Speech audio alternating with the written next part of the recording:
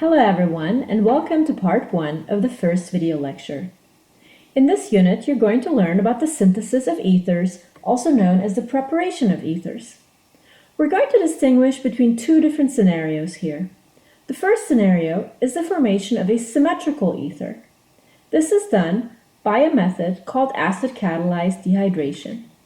For this, you're going to need two molecules, or two equivalents of the same alcohol molecule, in this example, ethanol, and you're going to react that with an adequate acid as well as an adequate amount of a heat, and this is going to form a symmetrical ether, as you can see in this example, diethyl ether, and a molecule of water is also formed. Therefore, this is a dehydration reaction. Let's check out the reaction mechanism by which this occurs.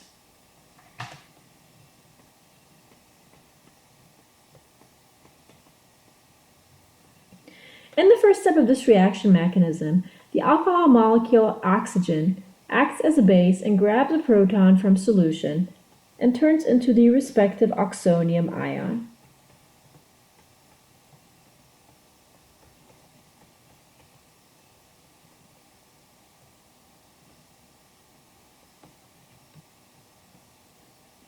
The oxonium ion carbon is an excellent electrophile.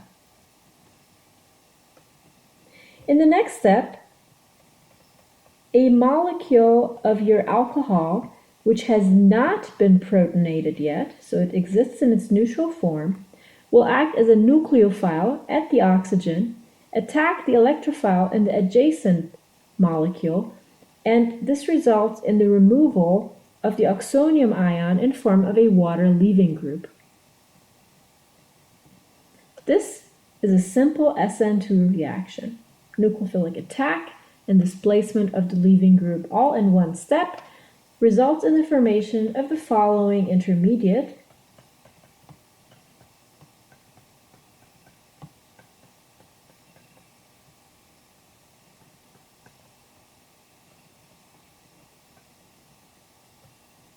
plus water.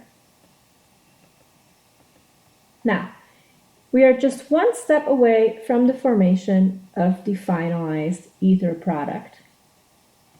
A deprotonation is necessary. For this, several species in solution may act as weak bases for the deprotonation. The water molecule that we just displaced, for example, may act as a weak base to help with the deprotonation. Alternatively, you may use a second molecule, or a third molecule rather, of your starting alcohol, which was ethanol, but you may just abbreviate it ROH, may also act as a weak base to help with the deprotonation here. And then finally, a third alternative would be using the conjugate base of whatever acid you're using to help with the deprotonation in this last step.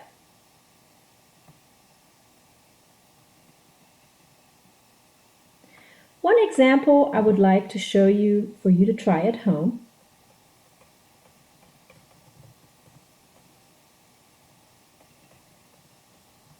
is the following reaction. Take two molecules of the following alcohol,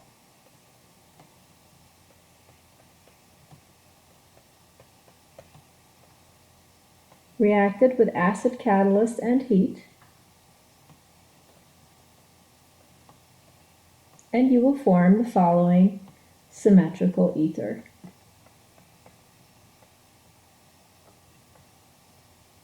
Plus a molecule of water. I encourage you to try out this mechanism at home. It's the same as the mechanism that I just showed you. Now, one thing that you may have thought to yourself as I showed you this mechanism is that you have seen this reaction before. The reaction of an alcohol with acid and heat. However, in previous reactions, this did not result in the formation of an ether, but in the formation of an alkene. The reaction I'm talking about is this one that I have pre-drawn. So previously in chapter 10, we saw that an alcohol, when reacted with acid and heat, reacted in an E1 reaction, forming an alkene instead. So how come in the same reaction now, an alcohol reacting with acid and heat, we're seeing or observing the formation of an ether instead? Well, the answer, guys, is it comes down to the amount of heat that you use. If you want alkene formation, which is the reaction we previously knew, you want to use quite a bit of heat. But if you want ether formation, you want to use just a little bit of heat. So let me give you an example. If you want alkene formation for a primary alcohol, you should heat the reaction up to 170 to 180 degrees Celsius. For a secondary alcohol, 100 to 140 Celsius, and for a tertiary alcohol, the rule of thumb is 25 to 80 degrees Celsius. Please do not memorize these numbers.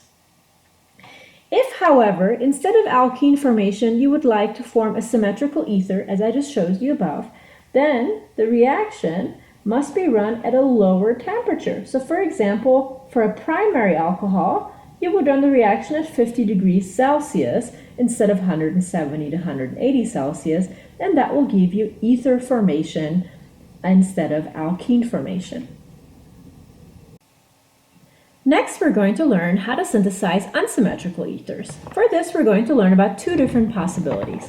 The first possibility, which I'm calling A, is also known as the Williamson-Ether-Synthesis.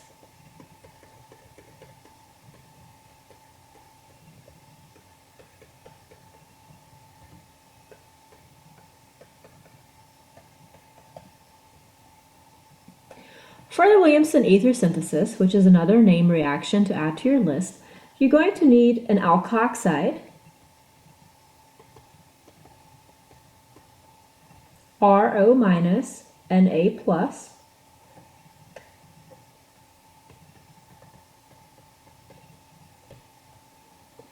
and you're going to react this alkoxide with an alkyl halide, for example, R prime Br.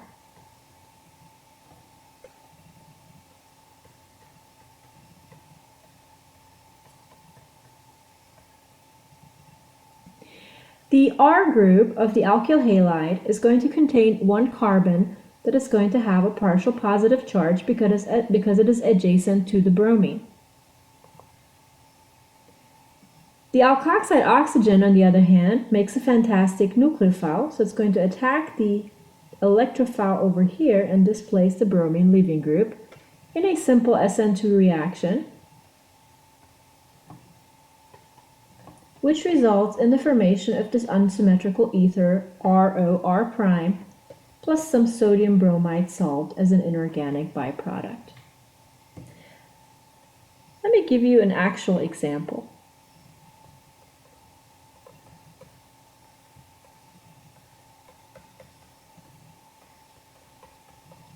Say we have isopropoxide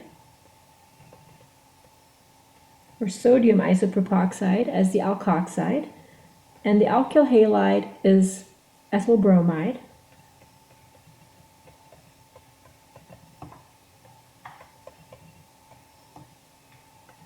The carbon that carries a partial positive charge is this one, because it is directly adjacent to the bromine. As a result, the oxygen of the alkoxide will act as a nucleophile, attacking that carbon and displacing the bromine as a leaving group.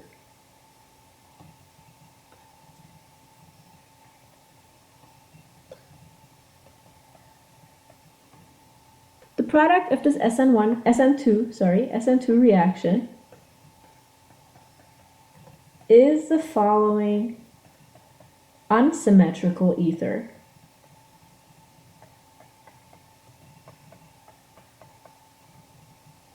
Which carries an isopropyl group on the one side and an ethyl group on the other side. Now, let us try to solve a problem.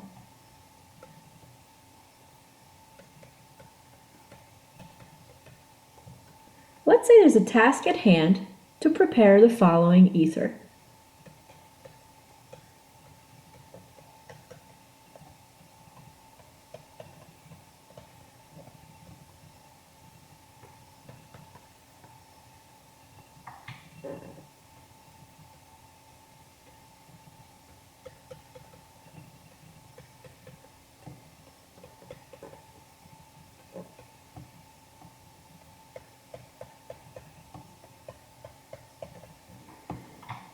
first thing you should notice is that this ether is an unsymmetrical ether. So the method we learned for symmetrical ethers earlier today would not work.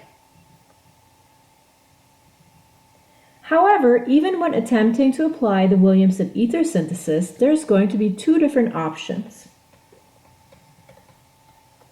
Option A. In the first option, I may put the ethyl group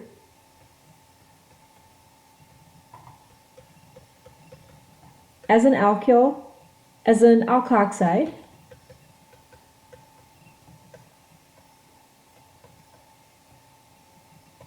and then have the T-butyl group come in form of the alkyl halide.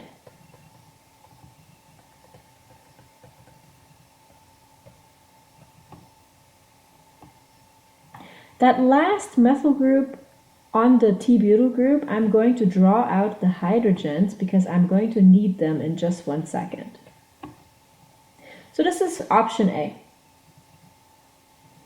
Option B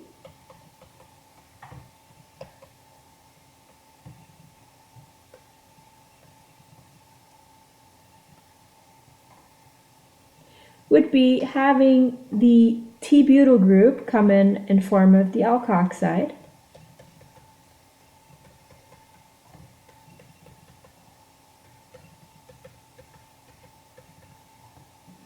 and instead having the ethyl group come in form of the alkyl halide. So are both of these options good options? The answer is no, they are not. Let's look at option A. The substrate in this reaction is of course whatever carries the leaving group. So in this case the substrate is whatever's written over here on the right. The alkyl halide is the substrate. The substrate carries the leaving group right here at this position, and when we look at it, it's a tertiary substrate. On a tertiary substrate, when we reacted with a strong base such as an alkoxide, the rules that we have memorized tell us that this should be an E2 reaction that happens instead of the SN2 reaction that we're trying to obtain.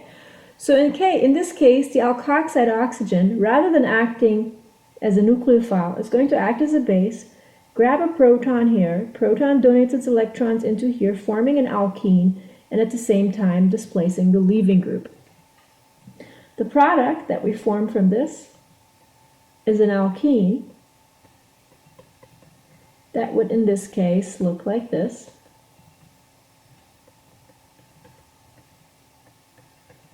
Plus the protonated version of the alkoxide, which is just simply ethanol.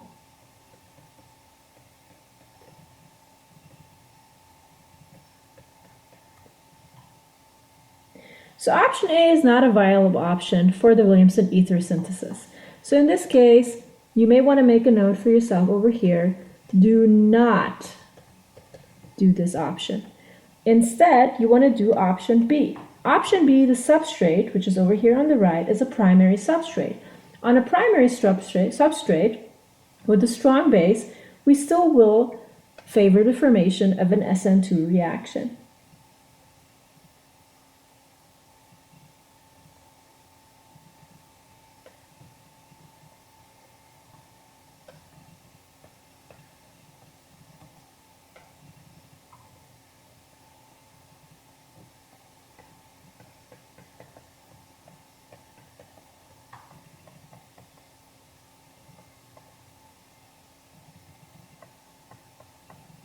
Which gives us the desired ether. Now, when using the Williamson-Ether synthesis to make unsymmetrical ethers, there are certain rules you should always follow to make sure you don't go wrong. The first rule is very simple. You always have to use an alkyl halide and an alkoxide in the Williamson-Ether synthesis. If possible, you want to place the halide on a primary substrate or a methyl, only if possible. That's not always going to be possible, right? But if it is, that's the choice to go. The next scenario is the next one, which I've written down here. When the halide is on a secondary substrate, So when would that be the case? Let's say we're trying to synthesize the ether that I've drawn over here. You see how this ether has on either side of this is the ether oxygen in the center. On either side of the ether oxygen, you have secondary carbons. Because you have secondary carbons on either side of this oxygen, there's no way around having to use a secondary alkyl halide. You would not be able to do Williamson-Ether-Synthesis without that. So secondary alkyl halide is not, you can't avoid that in this case. But if you do that, you will have SN2 reaction, which is what you want, will compete with E2 reaction, which is what you don't want. So as a result, you get some of the ether that you want, but you're also going to get some undesired alkene byproduct, which you don't want. So in other words, if you want to synthesize the ether that is shown here, the Williamson-Ether-Synthesis would not be the best way to go about because you would get so much undesired alkene byproduct. The last example on the bottom line here is that when the halide is on a tertiary substrate, so check out the ether down here, both the carbons on either side of the ether oxygen are now tertiary. So now using the Williamson-Ether-Synthesis, your halide is going to have to be on a tertiary substrate. There's no way around that. Well, the rules that we know that govern SN1 versus SN2 versus E1 versus E2 reaction tell us that on a tertiary substrate, using a strong base such as an alkoxide will give us an E2 reaction. So that means we're just going to get the alkene byproduct and no ether whatsoever. So this reaction would be rather useless to try to use the Williamson-Ether-Synthesis to obtain this di-T-butyl ether. Okay, so now we have realized that the Williamson-Ether-Synthesis definitely has its limitations. Therefore, it is important that there is a second method for the synthesis of unsymmetrical ethers. This second method is called B, the acid-catalyzed addition of alcohols to alkenes. This reaction resembles a reaction that you have known since Orgo 1. The reaction that you've known since Orgo 1 consisted of an alkene, shown over here, and you add to this alkene water in the presence of acid. This resulted in the addition of water across this alkene, so you added a hydroxyl group on the one side and a hydrogen on the other side of this alkene, and this reaction followed Markovnikov's rule, which means the hydroxyl group at the end of the day ends up on the more substituted side of the alkene, whereas the hydrogen ends up on the less substituted side of the alkene. Now, you can do a very similar reaction starting from the same alkene. You add acid catalyst, but instead of water, you add an alcohol, which is ROH. That is going to cause the formation of the respective product, but instead of OH, you have added OR. Everything else is the same.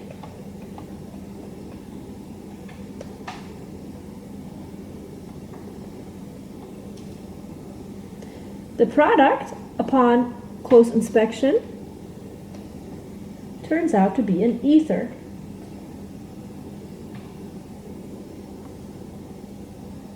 Let's take a look at the reaction mechanism.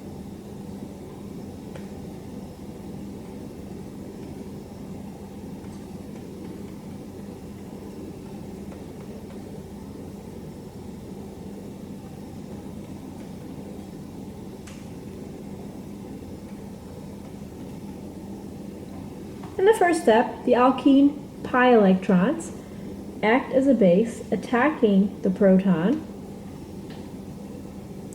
The proton will end up on the less substituted side of the alkene, allowing a carbocation to be formed on the more substituted side of the alkene.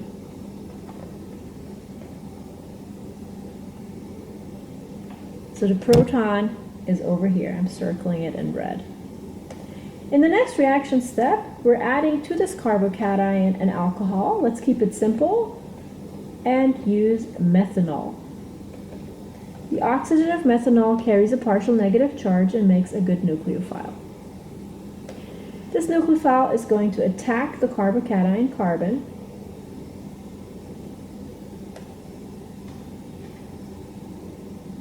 which gives us the following intermediate.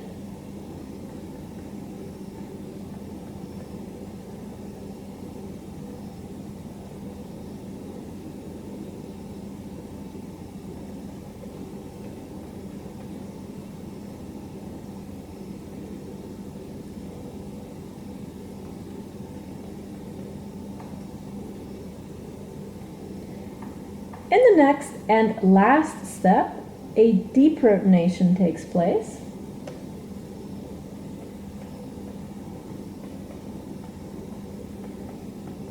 The deprotonation may be done by the conjugate base of whatever acid you're using,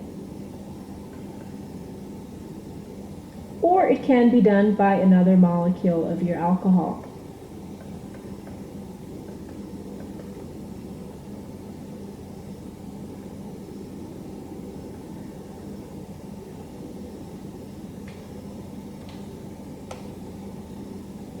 The final ether molecule, in this case, is as follows.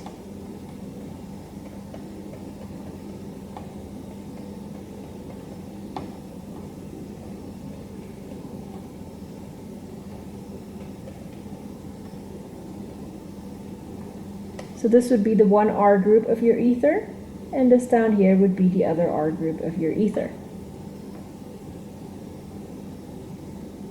What about the following ether? Earlier I said that the ether that I'm showing below here, this one, I said that this one cannot be synthesized easily using the Williamson-Ether-Synthesis because it gives a lot of byproducts. However, you may synthesize this molecule using the method you just learned. I want you to try to design a synthesis for the following ether using the method we just learned about, and then I will show you the solution in the next part of this video. So pause the video now, try to figure it out. There's two different solutions, and then I will show you the solution.